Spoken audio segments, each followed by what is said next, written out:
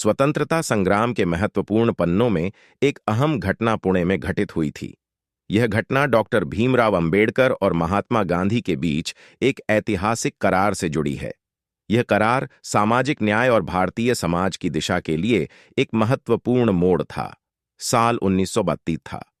British सरकार ने भारतीय समाज की जाति व्यवस्था को लेकर एक नया कदम उठाया। उसने वोटिंग का अलग इंतजाम नामक प्रस्ताव रखा था, जिसे डॉक्टर आम्बेडकर ने समाज के अधिकारों की रक्षा के रूप में देखा। डॉक्टर आम्बेडकर, जो समाज के भारतीय पिछड़े वर्गों के अधिकारों के लिए संघर्षरत थे, ने इस प्रस्ताव का समर्थन किया। उनका मानना था कि इससे निचले वर्गों को राजनीतिक प्रतिनिधित्व मिलेगा और उनके अधिकार सुरक्षित होंगे। लेकिन महात्मा गांधी, जिन्होंने अपने जीवन को समाज के एकता और समानता के लिए समर्पित किया था, इस प्रस्ताव के खिलाफ थे। उनका मानना था कि यह प्रस्ताव समाज में और अधिक विभाजन पैदा करेगा।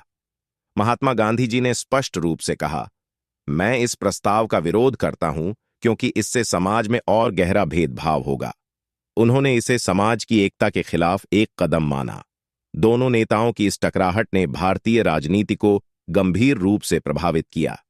गांधी जी ने डॉक्टर आम्बेडकर जी से पुणे में एक विशेष बैठक बुलाने का आग्रह किया ताकि वे इस मुद्दे पर चर्चा कर सकें।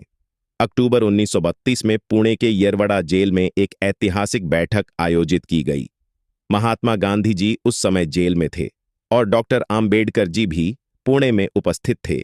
यह बैठक भारतीय समाज के भविष्य के लिए एक निर्णायक मोड़ साबित हुई।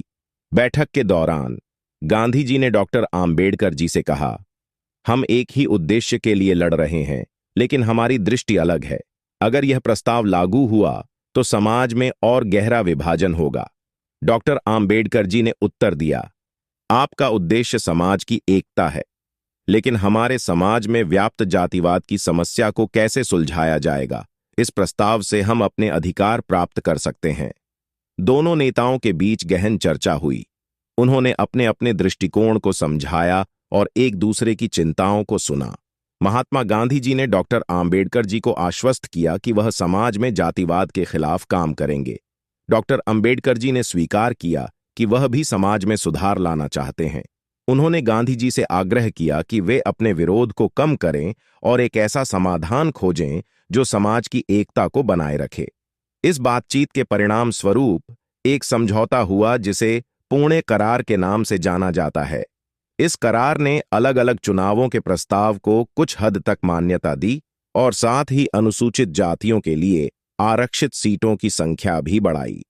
महात्मा गांधी जी ने स्वीकार किया कि अनुसूचित जातियों को राजनीतिक प्रतिनिधित्व मिलना चाहिए, लेकिन उन्होंने यह भी सुनिश्चित किया कि समाज में कोई और विभाजन न हो।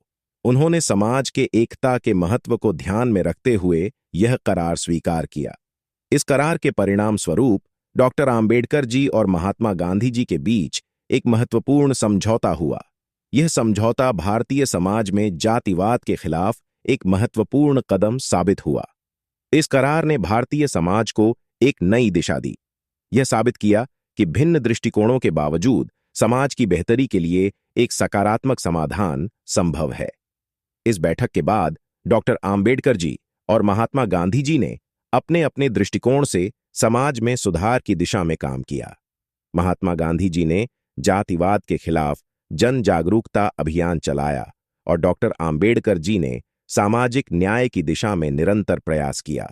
आज भी पुणे करार भारतीय समाज के एकता और समता का प्रतीक है।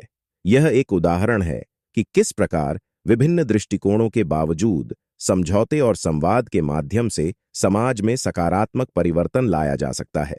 पुणे करार हमें यह सिखाता है कि समाज के विविध हिस्सों को जोड़ने और समस्याओं का समाधान खोजने के लिए संवाद और समझौता कितना महत्वपूर्ण है। डॉक्टर आम्बेडकर और महात्मा गांधी के बीच यह पुणे करार भारतीय राजनीति और समाज में एक अनमोल योगदान के रूप में याद किया जाता है। यह वीडियो अच्छा लगा तो लाइक और सब्सक्राइब करो। धन्यवाद।